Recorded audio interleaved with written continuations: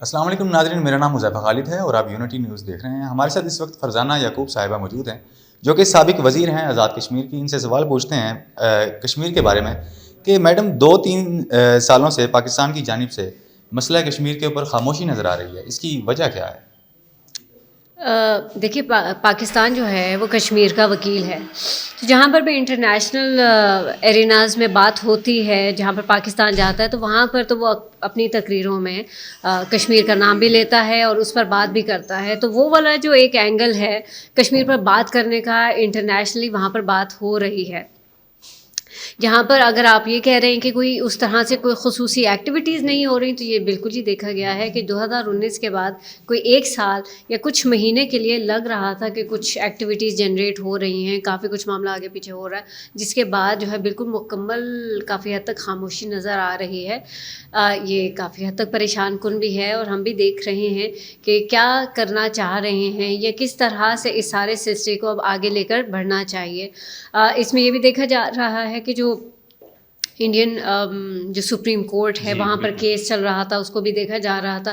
کچھ یہاں پر مجھے لگتا ہے کہ لوگوں کو خوش فہمی تھی کہ ہندوستان کا سپریم کورٹ کشمیر کے حق میں فیصلہ دے گا، جو کہ صافنے نظر آ گیا کہ ہندوستان کا سپریم کورٹ کبھی بھی کسی کے حق میں فیصلہ نہیں دے گا، علاوہ اس کے کہ ہندوستان کی حکومت کا ترجمان ہے۔ جو حکومت چاہے گی ویسا ہی فیصلہ ہندوستان کا سپریم کورٹ دے گا، اور وہی ہم نے دیکھا کہ انہوں نے وہ سب کچھ رد کر دیا۔ تو اور اب فی الحال تو پاکستان میں انٹرم حکومت چل رہی ہے، تو امید ہے کہ جی الیکشنز کے بعد جو کوئی بھی حکومت آتی ہے وہ اس پر کوئی بہتر عمل لائے گی، اور پھر ہم دیکھیں گے کہ وہ کس طرح سے اس کو لے کے چل رہے ہیں۔ دوسرا سوال یہ ہے کہ کیا کشمیری عوام پاکستان سے یا پاکستانی عوام سے متنفر ہو رہے ہیں کہ نہیں؟ نہیں، دیکھیں کچھ ایسے ایشوز ہیں جس پر کہ بہت زیادہ آزاد کشمیر میں پروٹیسٹس ہو رہی ہیں، اور وہ بجلی کے بل ہیں، وہ کچھ ایڈمنسٹریٹو ایشوز ہیں، پروٹیسٹس وہ ہو رہی ہیں۔ کچھ لوگ اس کو یہ رنگ دینا چاہ رہے ہیں کہ کشمیر، آزاد جموں کشمیر کی عوام جو ہے وہ پاکستان کی حکومت اور پاکستان کی عوام سے جو ہے متنفر ہو رہی ہے۔ یہ بالکل ایک غلط بات ہو رہی ہے، اور میں دیکھ رہی ہوں کہ مختلف جگہوں پر اس بات کو جو ہے بڑا زور دینے کی کوشش کی جا رہی ہے۔ آزاد جموں کشمیر کی حکومت نے ایک کمیٹی بنائی ہوئی ہے کہ جو کہ یہ لوگوں کے مسائل ہیں اس کو وہ حل کریں، ان سے بات چیت چل رہی ہے۔ اس وقت نیگوسیشنز چل رہی ہیں۔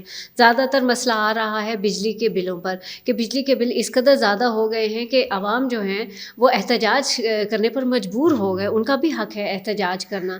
اس کو ہم دیکھ رہے ہیں کہ کچھ لوگ اس کو ایک مختلف رنگ دینا چاہ رہے ہیں کہ یہ پاکستان کے خلاف پروٹیسٹ ہو رہے ہیں۔ نہیں جی، یہ بجلی کے بلوں کے معاملے ہیں، کچھ ایڈمنسٹریٹو ایشوز ہیں، اور آزاد جموں کشمیر کی حکومت نے کمیٹی بنائی ہوئی ہے، اور اس وقت نیگوسیشنز چل رہی ہیں لوگوں کے ساتھ۔ مسئلہ کشمیر آخر کب حل ہوگا؟